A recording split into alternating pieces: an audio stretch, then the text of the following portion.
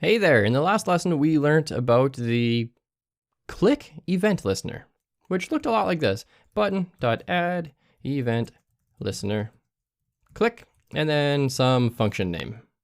In this video, we're actually going to try to get the exact value of something from an input field. So maybe we're asking for someone's name and we want to get that name on every keystroke. We can do that. First of all, set up our HTML. So we've got input.form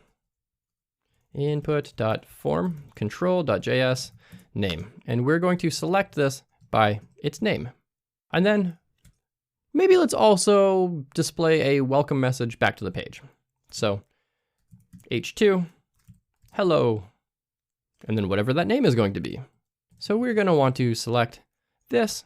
In the world of JavaScript, we're going to need some sort of element to just change this. We could change all of it. We could say, hello, Caleb, hello, Zephyr, hello, Henry, or we could just change the name if we wanted to. Let's just do one particular way. Let's just change the span. Class is equal to JS change name. And so when we boot this up in our page, it just says hello, and there's an input field here. Okay, and then just scrolling down to our JavaScript, the first thing we need to do is we actually need to select this input field. And so we gave it a name of JS name, that's the class name. So let's grab that var as an input, or that input as a var. So document.query selector, we're going to grab just the first one, js.name. And so now we want to bind an event listener to this. So we do input.add event listener.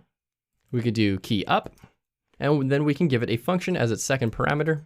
And this is going to be the event. It's always going to pass in the event. A lot of times you're just going to see the letter E. That stands for event. We're really just renaming the variable input. It doesn't really matter. To be more explicit, I like to call it event, but in production, I often just call it E.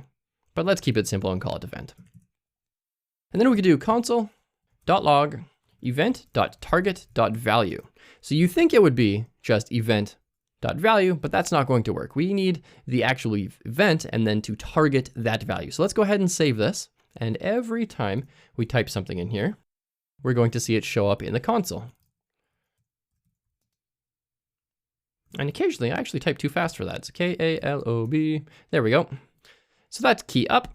We could do key down. There is a difference. It's like when you press the letter on your keyboard and your finger has not moved up yet, that's key down. Key up is when your finger comes up from the keystroke.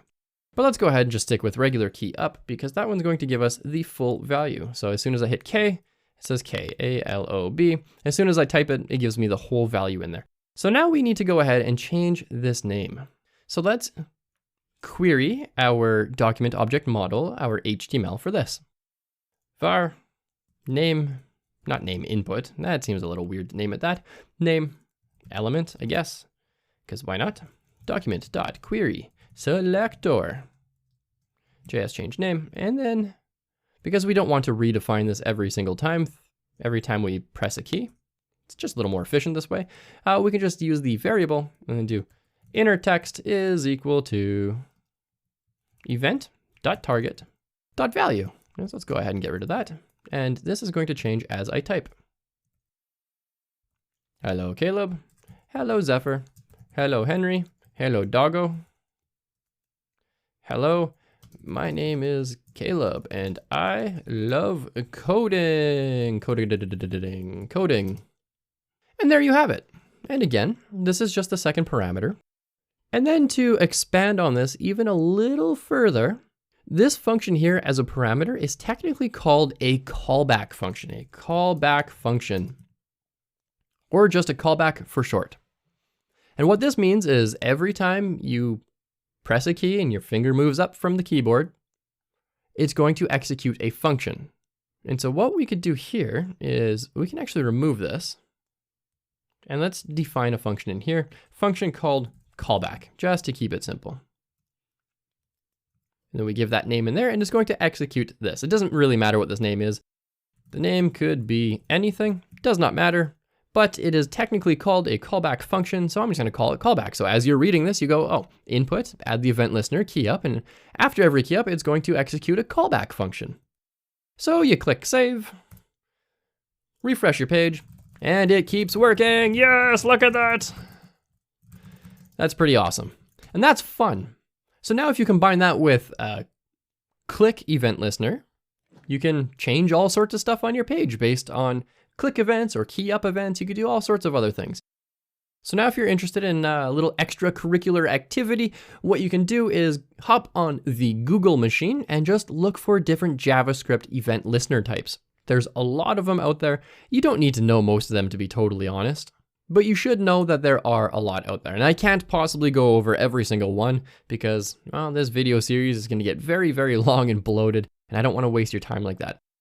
Teach a person how to add event listeners, and it doesn't matter what the listener is, you'll be able to deal with it in the future. So that's sort of my teaching philosophy. So this is getting input values with a JavaScript event listener.